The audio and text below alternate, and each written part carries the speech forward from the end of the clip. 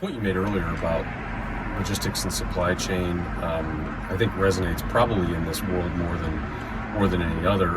What have you learned on the journey, on the Kindred journey, as it relates to that? It's funny, I mean, having restored these cars myself, I experienced the worst of it without knowing it, honestly. Yeah. So I would take a part off the car and I would put it in a plastic bag and I would write, what the part was.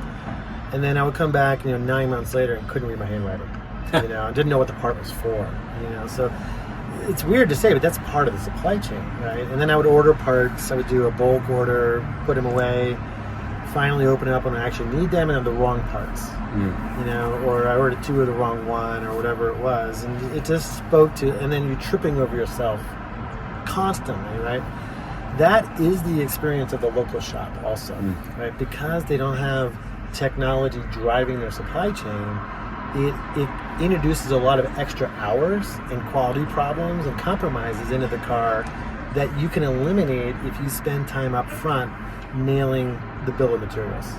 And the bill of materials is quite complex. As you mentioned, there's a lot of parts, and you have to know where to buy them, how much they cost, so you can properly price your car. So I would say you and then what that does is unlock scale.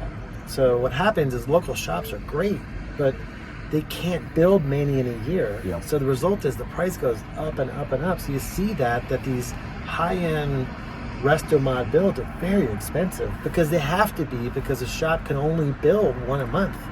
So by unlocking the supply chain, putting in process, making sure it's all digitized out of the brain and into our technology platform, which we call Blueprint, that unlocks the ability to build this car over and over the same way, but also at higher volumes. How many units did you do in 25? We did about 50 in 25, and we'll be more than double that this year. And obviously plans to continue to grow aggressively. Yeah, we'll never be a mass market. Right. Kindred is really kind of a series of niche markets. Yep. So we have the Bronco. I suspect we'll never build more than 100 Broncos in a year. Is probably where we're headed.